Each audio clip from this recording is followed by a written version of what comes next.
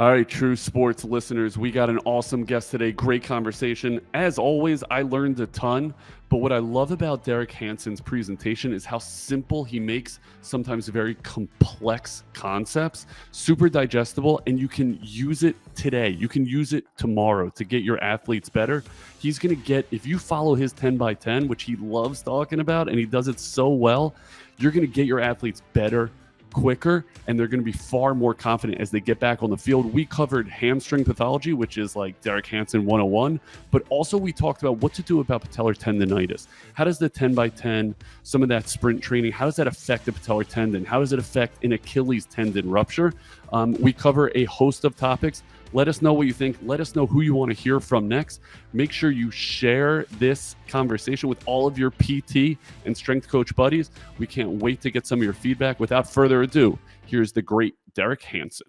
Welcome back to the True Sports Physical Therapy Podcast. I got a legend with me today. Derek Hansen, you've been on everything. You've been on every pod around the world. You have even joined our in-house journal club, and I'm super appreciative of that. Welcome to the pod. I can't wait to kind of get into the nitty-gritty so you can educate our audience. Yeah, thanks for having me, Yoni. I hopefully I can provide something new. Like you said, I tend to not say no when people ask me to be on their podcast. So I want to make sure that whatever I add here is a little more novel and makes people think a bit differently. Yeah. Now, a little teaser. We're going to start with what you're known for. You're 10 by 10. So we can dig into that. But we're also, the little bit of a teaser, we're going to get to some stuff that you don't normally talk on. And I can't wait to learn there. So let's start generally 10 by 10. Do me a favor. Sum up your approach to coaching speed mechanics, how PTs can best apply these concepts, specifically 10 by 10, inside of their rehab sessions. Yeah. Like I'm always focused on the value of acceleration. So acceleration being, starting from a stationary point and getting the body moving.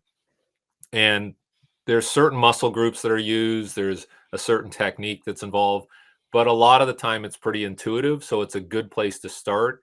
The velocity is relatively low because you're starting from stationary and you can't really get up to a high velocity in a short period of time. So it's kind of I don't want to use the word safe, but it's a very intelligent way to get people to start with locomotion. So in rehab, I will use short accelerations for a lot of my cases, whether, primarily it was born out of hamstring rehab. We'll get into that. But even for knee, post-op, knee rehab, ACL, meniscus. Also, I just got off a call with somebody about Achilles rupture rehab. And we're talking about, okay, what happens once they get out of the boot and how do we orient them and not put too much stress on the Achilles. So getting them, and we also talked about, like, one of the questions was, should I just start with walking? And my reply was no. That's usually the worst place to start. Well, and you could argue, like, well, that's for athletic populations, you want to get them running. But even some of the general pop people that I've dealt with, we've used more of a running based approach or a sprinting based approach, and they've fared much better than if we just started with walking. And one of the reasons is walking is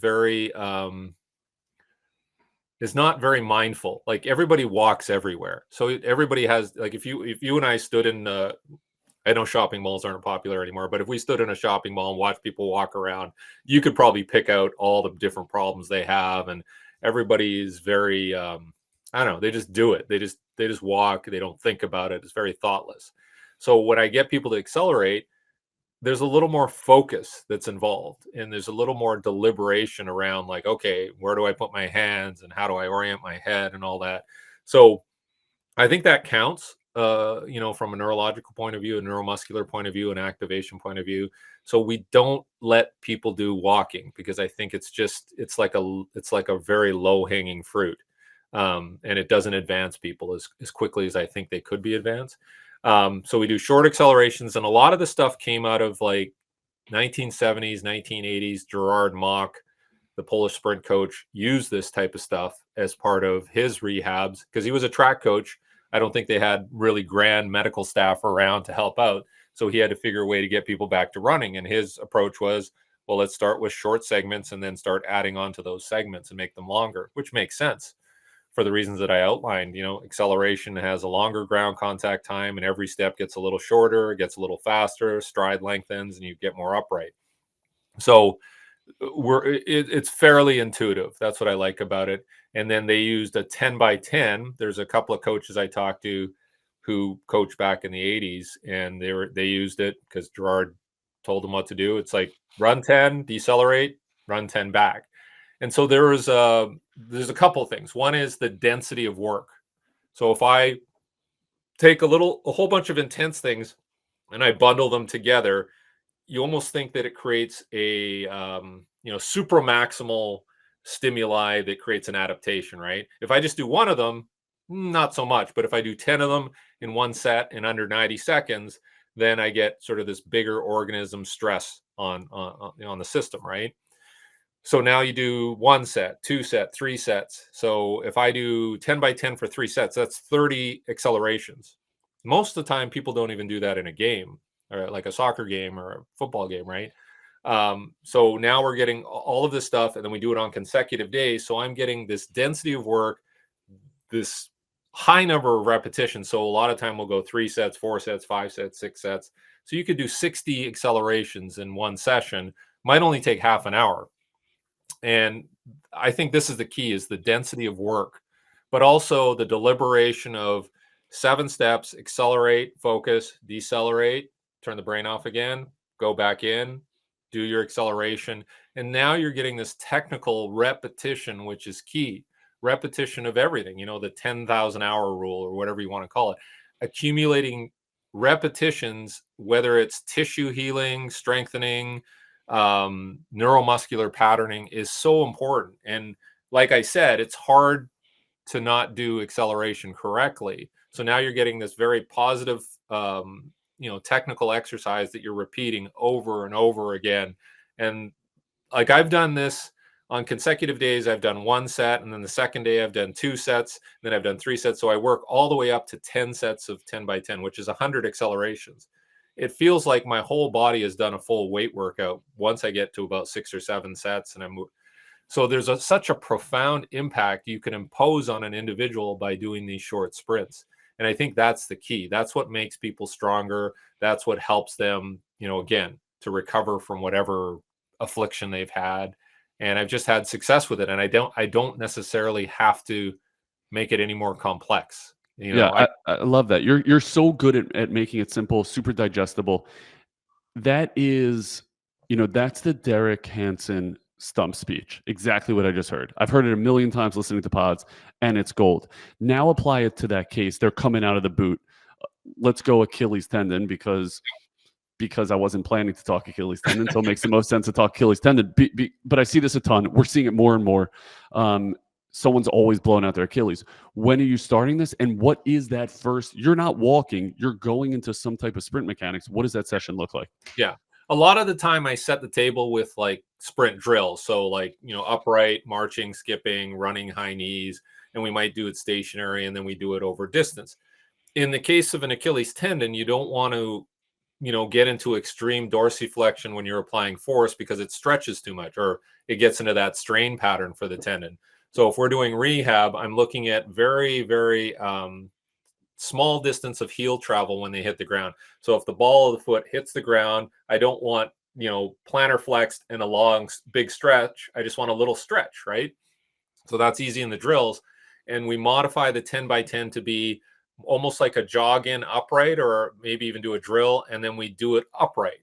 So if we're in a max velocity posture, we know that there's not going to be as much heel travel, as opposed to an acceleration posture where potentially there could be a lot of heel travel because you're very, dorsiflexed and it stretches, right? So you're always trying to manage that degree of stretch in the Achilles tendon, because you want some stretch. And I think it's anywhere between 2 to 4% of its length, resting length. And anything above that is going to create a strain. So the stress is what's needed. Whereas if you just said, well, we're just going to take them out of the boot and do walking, well, that's not enough stress, right? You're not going to get the stretch needed to rehabilitate that tendon and make sure it starts to thicken and get more healthy. So Yeah, that's why, that 10 by 10 has been so useful for me, is that I can modify it by just changing body posture and how we sort of roll into it. And it becomes useful for, like I said, calf, foot is going to be more of an upright posture, where hamstring is going to be over acceleration posture, because I don't want them to be upright and stretching that hamstring as much. So Mhm. I think it's easy enough for anybody to modify the way you do it to fit their circumstance. Okay, that makes a lot of sense. Are they in the Achilles specific example? They're coming out of the boot. They're working on some of these upright drills. Yep. Have you? Do they need to do anything prior to that? Is that your first intervention? Yeah, that may sound Insane. insane. Yeah, right. But it isn't, because we do low amplitude, say like a running A, which is a running, usually it's a running high knee. But if we do it more like a dribble or whatever you want to call it, but it's just low amplitude and it's really focused on frequency. So we're getting some stress through the system, but the force at a low amplitude, the force when you hit the ground is very low. Like, I've done force plate testing with the running drills. And so maybe it's let's pull a number out of the hat. Maybe it's like 700 newtons, as opposed to full height, which could be as much as 3,500 newtons. So that's like 1/7 or 1/5. Sorry, that's 20% of the force of a full. So I'm doing 20% force application, and I'm getting a lot of steps in. And we do it for 10 meters, which might be about 30 steps, and we take a break. Now, how did that feel? Yeah, it feels good, right? And then you do it again, right? So as long, we know that they've been in the boot 10 plus weeks, that there's going to be some solidification and healing of the tissue, but now we have to start working it. I mean, would it be better if we just did, isometric holds with it? Well, but it just delays the locomotion longer and longer. And we know the longer that you're away from it, the more you detrain. So I'm really thinking about, when was the injury? How much time have we had off? And I need to get back into this neuromuscular patterning of cyclical movement, because they want to return to running. And then what's the safest way to load that modality, Yeah, right? I've heard you. Yeah, and I've heard you articulate elsewhere on the need to work sequencing and how that goes to hell following injury. It sounds like that's a big piece here. It is. It's like, that's all I've, learned from people like Charlie Francis, was this idea that these patterns are so important. Right. And that's why the drills are useful, because they're cyclical. They may not look exactly like actual sprinting, but during the winter, that's what they did in Poland. They did all these drills, and they just got, a neuromuscular loading of that pattern. Plus they got some vertical, loading from doing the actual drill, and hitting the ground and rebounding and working the stretch reflex. Right. So that carries over when you have to go and run outside, that you just add a bit of a horizontal component. And horizontal isn't the limiting factor, it's vertical because of gravity, right? So if you've overcome gravity, then great, you add a little horizontal component and things start, blending together. So I think I'm always thinking of like what's going on in their brain, and this idea that you want this low level of rhythmic patterning that's always part of their mental makeup, and that they can just fall into it, and then the physiology will follow in terms of like the training. But if you don't have that, like, I'm working with some young kids right now who aren't very explosive, but you see it in their personality too. Like, they're very like casual and sort of, they don't get too excited about anything. And so my job now is to make them more explosive, but that's part of it, is like the muscular physiology part of it. But the other part of it is like an excitatory thing that I have to bring out of them, right? And so that's exercise selection. Sometimes it's like, yelling and screaming a little bit, but I'm always thinking about, I have to work these two ends, the neural side and the physical side, and then bring them together at some point. Yeah, where does competition, whether it be against another individual or against your own abilities, how does that play into that excitatory piece that you're talking about? Well, that's really good question, because sometimes competition can almost freeze people up, right? So there's like an anxiety around, like, oh, I'm competing against somebody, and then what happens is you overexert, or you turn everything on. So that idea that, and again, Charlie Francis was very critical about this one piece, was that good athletes are able to turn things off faster. So I think that part of it is, once you introduce competition, that's nice. It provides an incentive, but you have to be able to relax as part of like competing as well. So you can turn things off in the right order and then turn things on. And that on and off thing, it's milliseconds that has to take place, but that has to be trained. And so getting somebody to be able to relax and activate the right muscles at the right time is so critical, right? But it is cyclical. And so that's why, again, starting with those drills and making them cyclical will give you at least some sense of that idea of like, okay, it has to be on, off, on, off, on, off. And then it becomes, it's a very subconscious level thing, but it Yeah. has to be trained. Yeah. Okay. I love that, and it sounds very holistic in nature. I do think that sounds crazy coming out of the boot and working rapidly, but I love it because, dude, what we're doing now when you don't do those things ain't great, specifically as it pertains to Achilles. So I definitely see the value there. What is what does the session look like before they get out of the boot?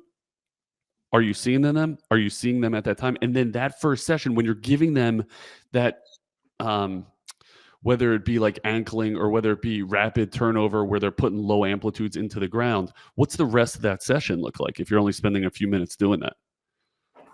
Yeah, honestly, I would love to be involved a little sooner, even when they're in the boot, because I would be getting them to do, different electrical stimulation protocols to make sure the quad on the surgical side is maintained and the glute and the ham. And, that's another conversation. But usually I'm not. Usually it's um, under the supervision of like a physical therapist or an athletic trainer. So I usually don't get involved until they are able to move. But usually the first session is going to be, make sure I get them into a shoe that has a little bit of a heel in it. I don't want a zero drop because I don't want too much stretch. So it might be a 1 centimeter drop or maybe even a little more, which is very tough to find because a lot of shoes tend to be very neutral now. Like everybody's going zero drop, and then you got stack height on these like shoes where you have to go like, okay, is that actually flat or is there a bit of a heel there? So I want to make sure they have some sort of heel because I don't want them to overstretch. That's the big thing we're always worried about. So okay, get them in a good shoe, and then I might get them to do some marching on the spot and just see how does that feel. Right? Okay, that feels pretty good. And then I'm also filming with my iPhone at 120 frames per second at ground level. So I'm on the ground and I'm filming in slow motion so that I can show them, okay, this is how your foot is contacting the ground. This is what we want, not too plantar flexed, right? A little more mid foot type landing with a little bit of heel travel. And so once you give them that sort of, visualization, then they can start enacting it and making sure they're landing in the right position. So that starts with a march. Then we might go into a skip, but everything's low amplitude. So I call it gear one, which is like just over ankle joint height. And we're doing all these little things. I'm getting feedback, we're filming, and then we might get into a running which is again low amplitude ankle height, and do that over 10 meters, which is probably about 30 steps, and come back.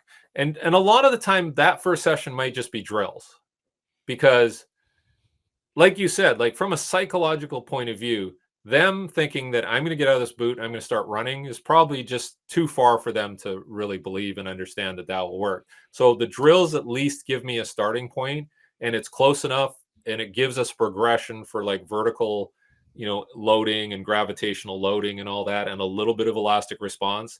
And then what ends up happening is that drill, that running A at low amplitude becomes, okay, now I just want you to kind of run out of it for 10 meters. So they do 10 meters of drill, then they run out of it. And what they find is that, wow, that run felt pretty much like the drill. I just added a little bit of a lean and I went forward. And so now my credibility goes up because I've started with these drills and they feel pretty good.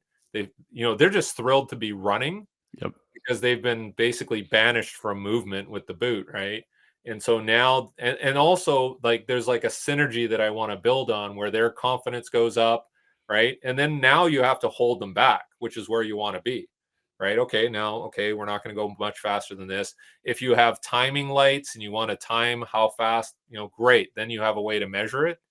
So we've been doing that with Vald with their timing lights, is coming up with rehab progressions, and it's worked very well. So that first week is probably, I'll say this again, I usually work on consecutive days. I try to get at least 4 consecutive days in, and then once I get 4 in, the momentum's built up, their confidence is up, they've bought in, and then we take a day off and then we do another 3 or 4 days in a row. So I like that idea, which doesn't necessarily fit with conventional physical therapy. Like, it's hard to schedule somebody for 4 days in a row, but if you can do it at the beginning, it just creates so much more momentum.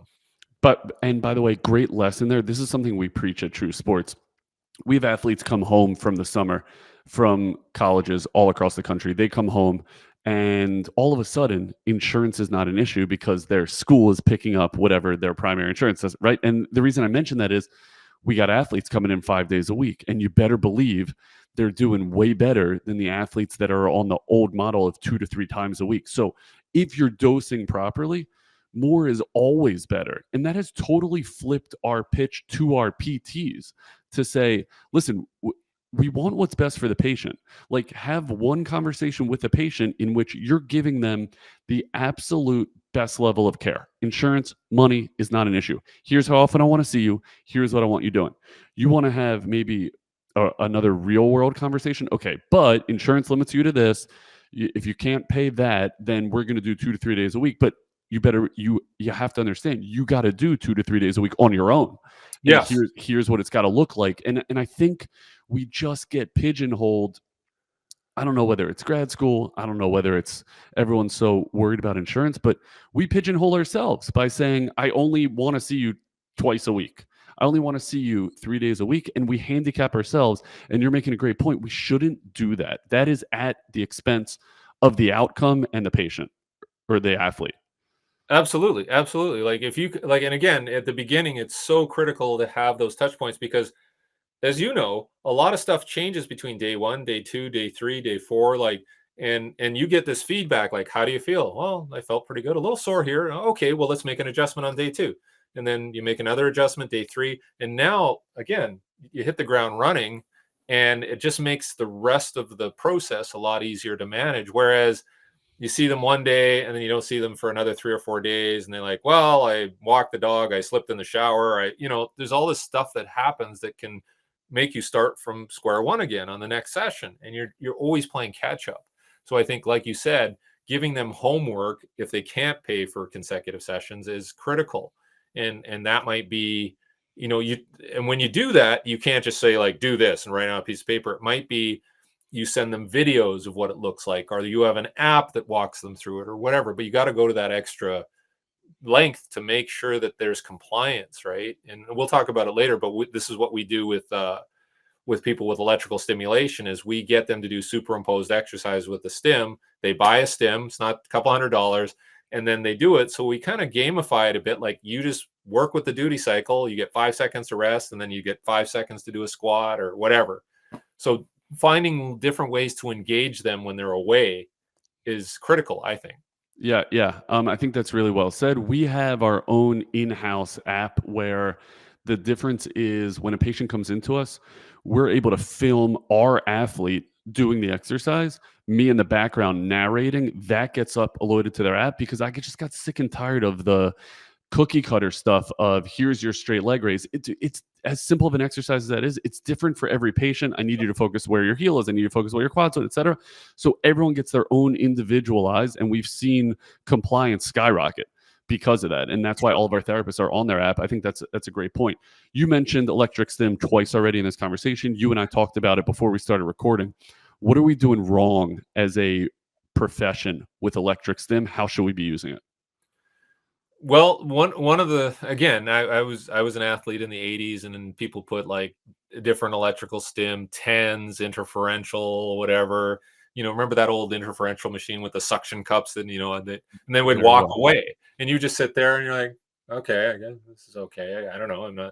I'm not training, I guess, but I think it's not a passive modality. It should be an active modality where you're doing it with exercise. And that's the thing we're doing a lot now, is superimposed. And there's dozens of studies out there that show that it works, right? It actually helps the process and it increases strength. And I think some of the problem with the studies has been, in order for it to work, you have to turn it up to an uncomfortable level. And if you look at most of the study, the way that study designs are, they say turn it up to a comfortable level, which doesn't work, Mhm. right? It doesn't get you the same effect. So if you turn it up where, your back stiffens up, you're like, oh, okay. that's going to actually create a positive adaptation. So if we get somebody coming off an ACL surgery, we're getting them to do, whether it's an isometric squat and working on VMO and vastus lateralis, and we're getting them to work with the duty cycle or activate it themselves. When they're at the bottom of the squat, it activates, and then it pushes them out, do the concentric part. So we can match whatever exercise, a step up, a lunge. We can do like a hinge movement if we're working on low back, put it on there, but we're always doing it with exercise. I don't think the only time that we don't do it with exercise is probably on a pulsing recovery mode or edema reduction, to kind of flush the leg out. But most of the time we're getting them to do some sort of electrical stimulation. And there was a great case where we had a woman who was doing different, like a straight leg raise, and one side was like, with the hand dynamometer was probably like 30% of her healthy side. And we tried doing placements on like hip flexor and this and that, and it didn't work. So we put the pads on her low back and we just turned it as high as we could, and equal strength, Why? right? So Yeah, tell me why. I think it's just creating it's creating noise in the system to block out whatever negative stimulus or, noxious stimulus that may have been turning the muscles off. So now we infuse a whole bunch of noise into the system, and it doesn't think, oh, okay, there's nothing wrong, I can activate that hip flexor or whatever. So I think there's a lot of interesting things in there that, conceptually, if you start thinking, okay, and I always use this signal and noise model. Like if I inject noise into a system, and it's called what's it called? It's there's a name for it, but when you inject noise into a system, sometimes it can increase the efficiency of the system. So they have like kids who are ADHD and they're trying to study and read. If it's a quiet room, they're going nuts. But if you Mhm. inject white noise, they all settle down. So there's examples of introducing noise into a system to actually optimize its performance. So I think that's what's happening. And it's again, it's a very simple concept. It's not like there's like some biochemical reaction happening. It's just like, hey, I think that they found the same with vibration therapy to some degree. It can make people optimize their movement patterns and their posture. So I that's why I'm excited about this technology. I think there's a lot of unexplored areas, and I think every application I've used it for has created a positive outcome.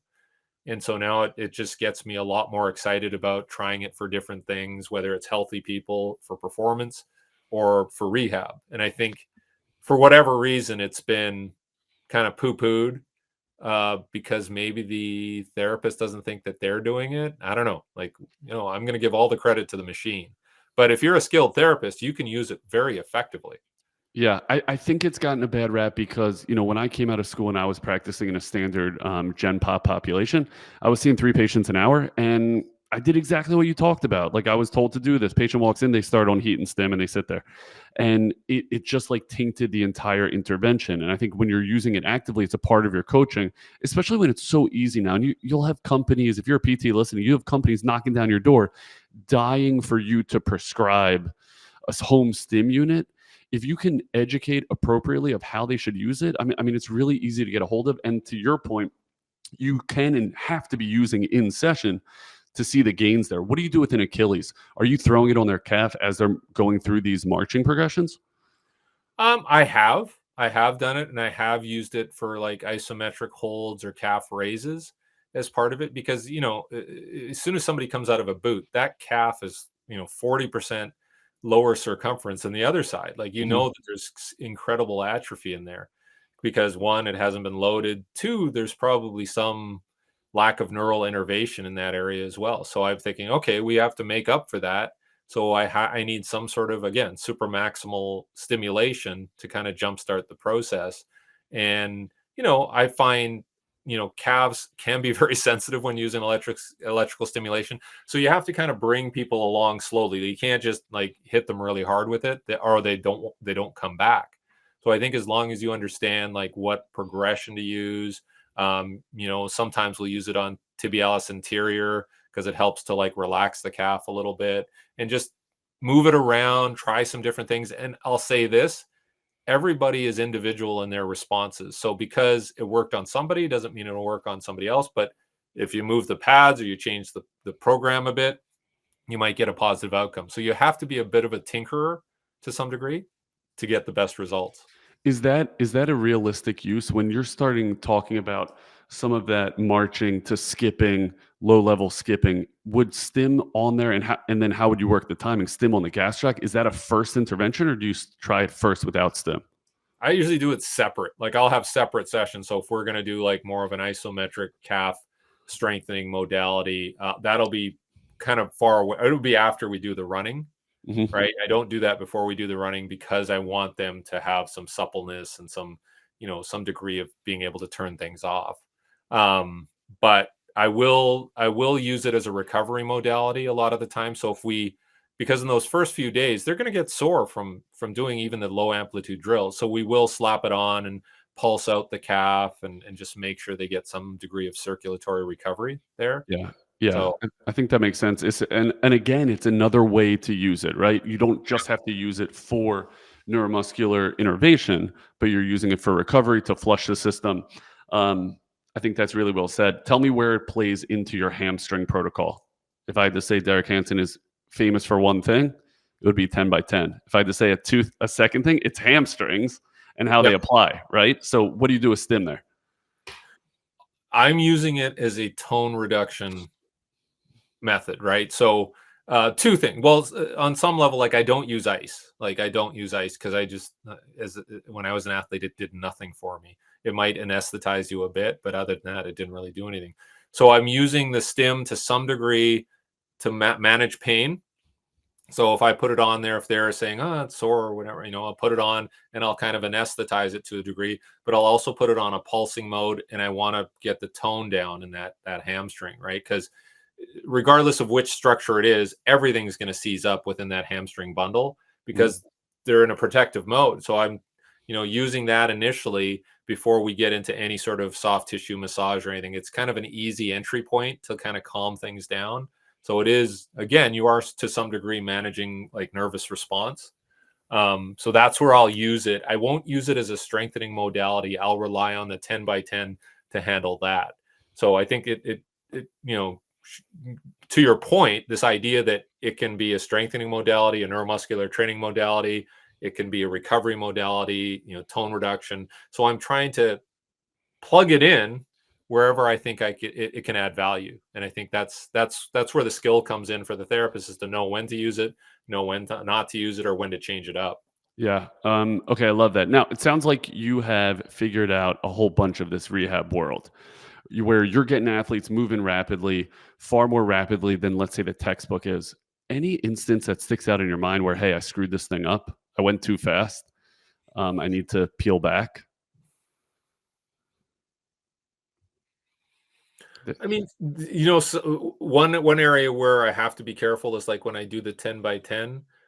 Uh, Most cases it should be supervised because sometimes I'll be like, okay, I can't see this person, so I'll give them the 10 by 10 to do. And that's usually when something bad happens because what happens is they feel good. And when they feel good, the natural response is like, let's push a little more. So your job is to be on there to almost put the brakes on and kind of, make sure they don't overreach in that session.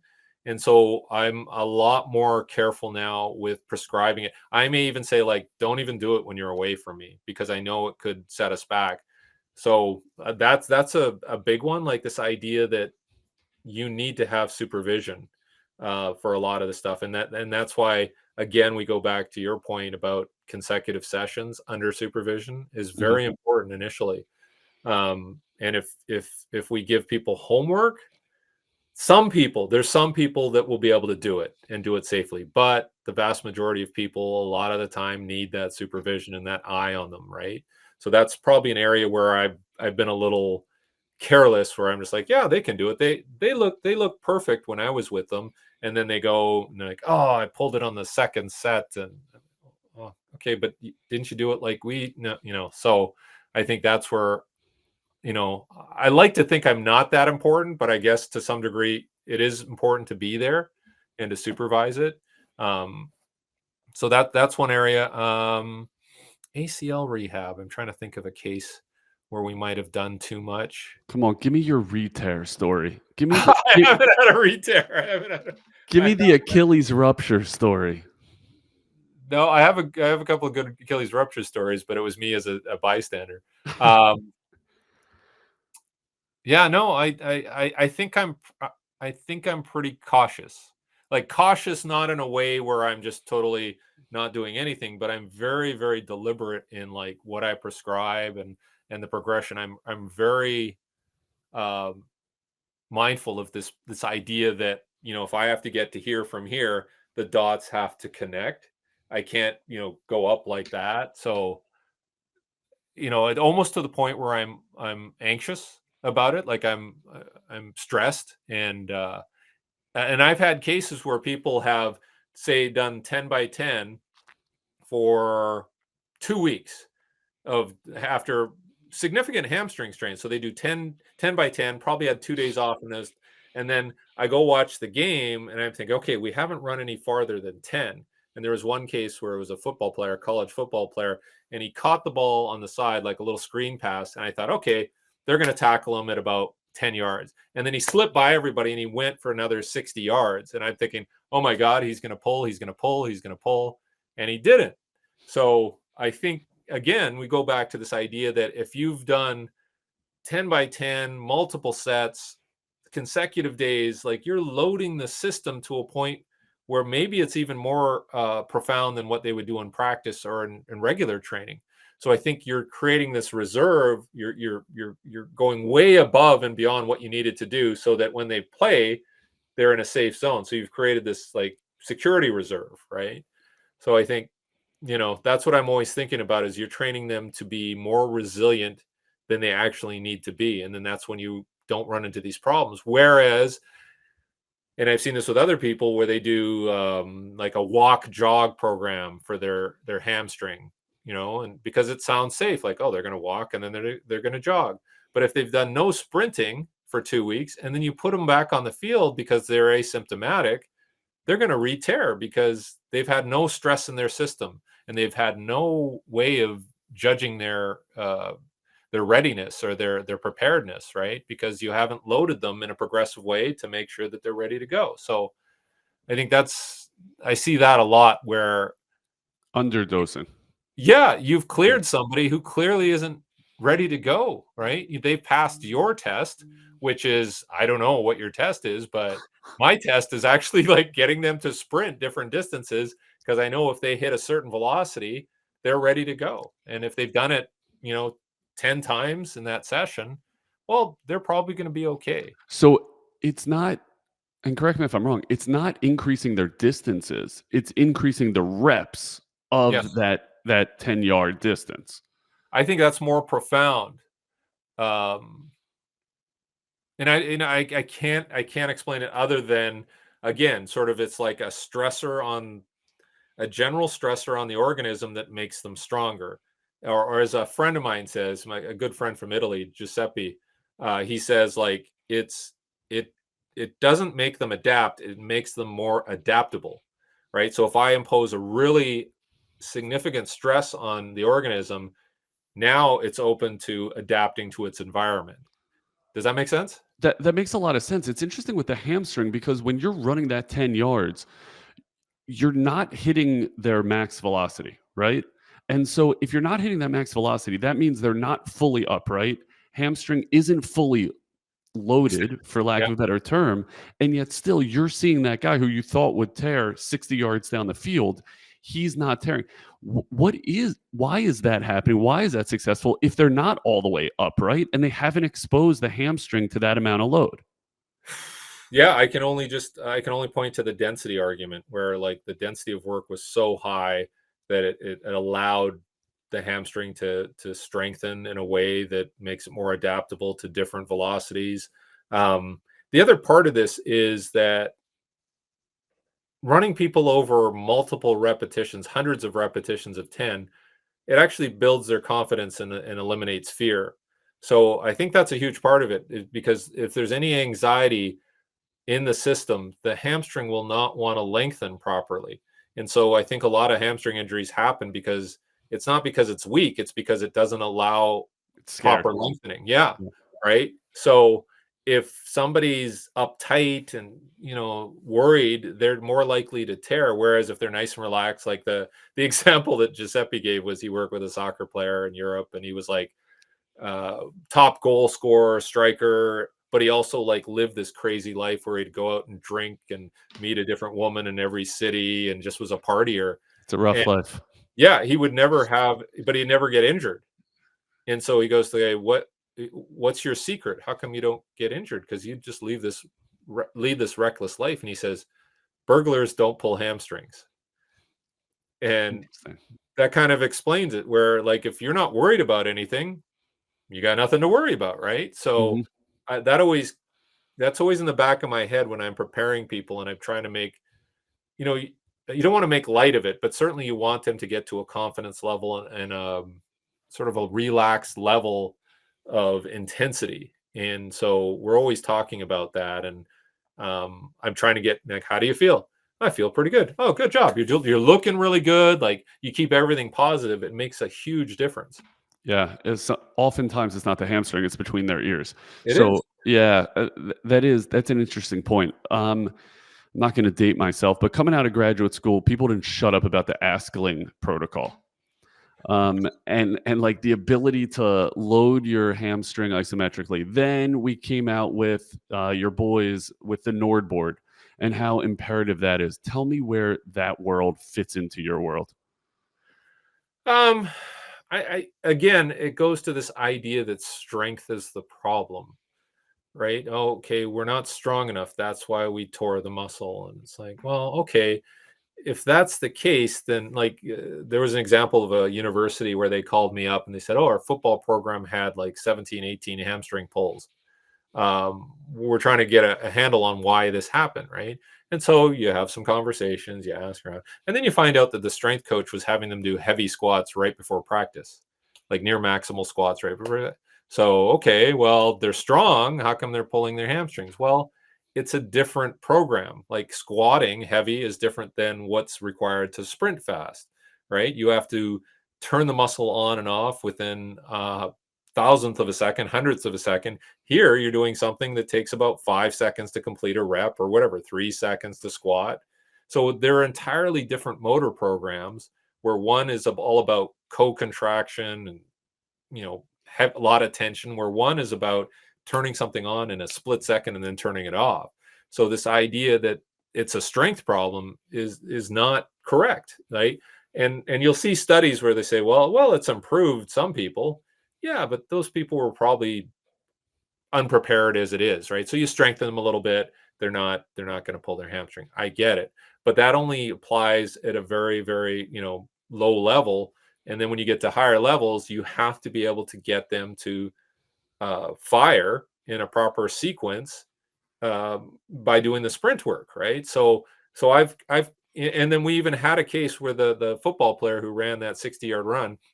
So after we went through the process of the 10 by 10s, they go back and they Nordboard test him, and he blows away his previous Nordboard numbers. After sprinting, your After just protocol. sprinting, there were no Nordics done, no eccentrics, no weight. I banned lower body weightlifting for this guy for 2 or 3 weeks. And so he has better Nordboard scores because he was sprinting. So then it begs the question, why are we doing Nordics if this works as good or better? It's very interesting. It reminds me of a friend of our program, Quentin Willie. He's a strength coach and a PT over at University of North Carolina football, and he does all the return to sports stuff. I had him on here talking about hamstring protocols, and he made an outstanding point that the hamstring never goes through the same amount of force as it does when sprinting. It doesn't matter what you do. It doesn't matter if you're doing Nord boards. Doesn't matter if you're doing a single leg, full range of motion Nordic hamstring curl. It's not working as hard as it is when you sprint. So how do you rehab these things? You sprint. That's how you get stronger, which I think is the point you're making. Correct me if I'm wrong, but I think that's the point you're making. Tell me how it applies to tendinopathies and change of direction. Do you see the same carryover effect? All you're doing is linear running 10 by 10s. How do those patellar tendons bounce back when you then go to lower angle, change of directions? Yeah, well, I again, I think it comes out down to like, okay, with any tendon issue, it tends to be overuse, right? So, again, or underuse, right? It's overuse or underuse. So you're doing too much or you're doing too little and you're not hitting that sweet spot. So I think you have to, again, do a global re-examination of your program and go, okay, how many jumps are we doing? How many changes of direction are we doing? Can we offset that and maybe do less of those things and maybe do more linear sprints where we're still going to get a stretch reflex benefit? And people always say, like, well, you're doing 10 by 10, but you're not working on deceleration. I'm like, well, guess what? Every time I run 10, I have to decelerate 10. So Mhm. maybe it's not, ultra, dynamic or whatever, but there is an eccentric component to doing multiple repetitions. So if I do 40 accelerations, guess what? There's 40 decelerations. So I think sometimes it's just a matter of shifting the work, and if we're doing a lot of, say, hurdle jumps and box jumps, that's very quad dominant on the eccentrics, on the landings, and maybe doing the sprinting is less stressful on that particular piece. It's a little more hamstring, glute dominant, whatever you want to call it. And so we shifted over, and I've had people do my 10 by 10, and they said, yeah, we retested vertical jump, and everybody did better. So, okay, well, maybe it helps for vertical jump. So, if it helps for vertical jump, maybe it contributes to change of direction. So, you just have to be very careful to not take this over specificity view and say, like, to get better at jumping, I have to jump, right? No, you could do power cleans or Olympic lifts or weights. You could do some sprinting, and they all feed back into making you a better jumper. So, I'm always thinking about, and in my own fitness, I was very focused on just like sprinting, and I'm going to go out and sprint. And then I found out that, my VO2 max was quite low. And I'm like, oh, geez. So I started doing more longer runs with my wife. She was a runner.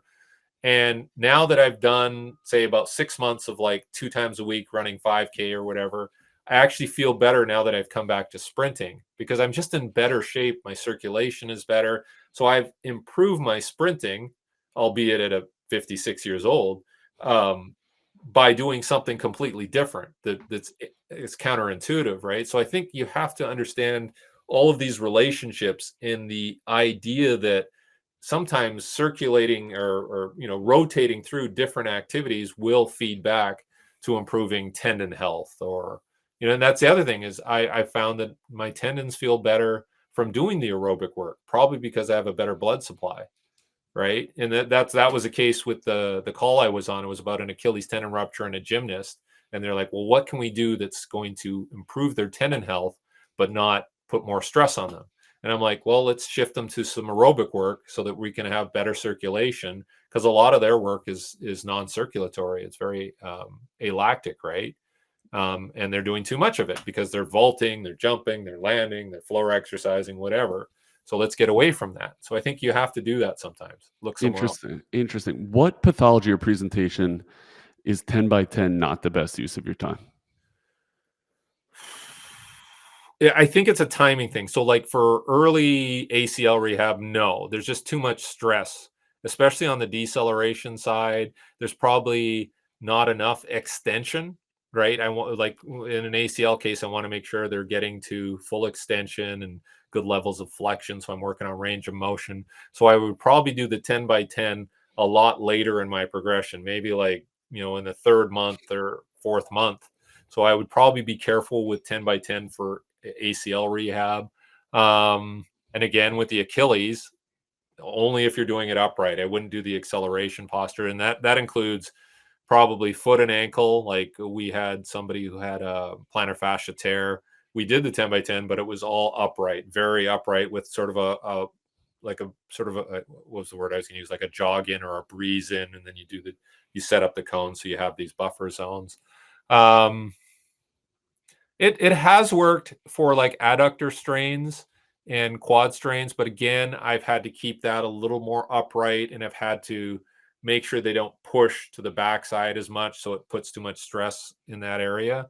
Um, so I think it is something that can be used for every problem, every injury, but you just have to tweak it a little bit or put it in a different time period where okay, that's suitable now. So I think you can modify it, and that's why I like it. Is I think I can give it to a practitioner like yourself and say, here's sort of the base concept. Now you manipulate it in a way that works for you for whatever individual you have. So it could be like a 60-year-old who just, whatever, tore their Achilles or something like that. Well, how are you going to make it work for them? Right? Okay, we're going to take it more gradually, do more drills, and then we're going to get them to do some easy 10 by 10s back and forth in an upright position. And so I think that's the power of it, is the ability to customize it. Do you when you have that ACL patient at 6 months, 7 months, are you doing field work with them where you're teaching them to change different directions, building on their angles, etcetera? Oh yeah. Yeah. Okay, Like a lot okay, of so still a yeah, place for just that. technical components of, and it might be a lot of submaximal work of like deceleration, curve runs, change of direction, backpedaling, like all those things. So usually by that time you're able to do it. Like a lot of people say, like, oh, they're ready to return in 6 months. A lot of the time they're ready to train properly after 6 months. Like anything that I've seen from, oh, what's his name, the researcher guy, Tim. Tim. Anyways, Tim Tim Tim. Stone. I Tim can't. It'll come to me. But I met him before at the NFL Combine, and we were talking about it. And he says now it's about 2 years for somebody to fully recover from an ACL. So 2 years meaning like it doesn't bother them neurologically, everything's firing well. So I think I always keep that in the back of my mind, is that I'm trying to still rehabilitate them, even if they've returned to the game. Like you're still thinking there's still work that needs to be done. Yeah, and by the way, that's 2 years of being in an NFL, rehab room where they're being seen every day, and hopefully Yes. someone sent so it's a different world, like, that's really food for thought. I know from an MRI perspective, when you're looking at bone bruising, it takes 18 months to 2 years for that sucker to clear up and for the knee structurally to actually look the same. Did you find Yeah. Tim Yeah. Like did you find Tim's name? Tim Hewitt. I knew you were looking it up. Okay. Got it. It's bothering me. Yeah, good dude. But yeah, like because what do you do when you see somebody, you do an intake and you bring them in? The first thing you probably do is like a history. Like what other injuries did you have, right? Because that injury could have an impact on this injury, right? Like, oh, what did you came in for right ACL? Oh yeah, 3 years ago I had a left ACL. Like we've all seen that. So I think knowing that, and then what is the biggest risk factor for hamstring injury? Previous hamstring. Previous hamstring injury, Yeah. right? So I'm always thinking, like, if we don't rehab something properly, it's going to come back to haunt us. So I'm always thinking about that. Yeah. Food for thought. Dude, I have a million questions on force plate analysis, but that's why I'm going to ask you for a version 2 or an episode 2. So hopefully you'll avail yourself for that, because I don't want to do it in injustice. Tell me about your course coming up, where you're presenting, how everyone can find you. Yeah, so I've got the 10 by 10 course will be online, so that hopefully in the next few weeks I'll have that out, and that'd be something that you can watch anywhere. And I go into almost nauseating depth on the things that you can do with it, but I think it's useful for people to see it, and then, like I said, they can make it their own. Then I'm in Indiana University, May 3rd, 4th weekend. We have a lot of football strength coaches coming because they have the CSCCA conference a few days after that in Indianapolis. So we're in Bloomington for the Saturday, Sunday. We have probably about 40 or 50 people attending. And then at the end of May, I'm off to Munich to sample some beer, I guess. Or no, actually, I'm teaching a course. Oh, Yeah. same thing. Not mutually exclusive.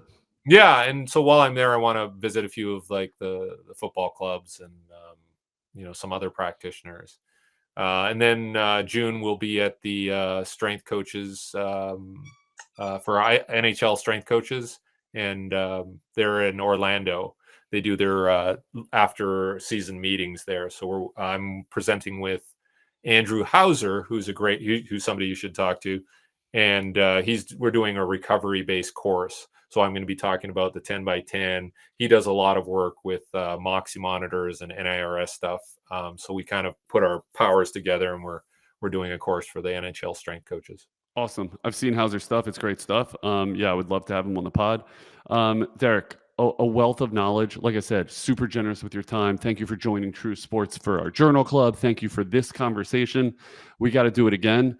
Everyone needs to go. If you don't know Derek Hansen stuff, you better find this guy because it's really been instrumental in some of our rehab planning here at True Sports. Thank you for your time. Thank you guys for listening. Let us know what you loved. Let us know what you hated. Bye-bye. Bye-bye.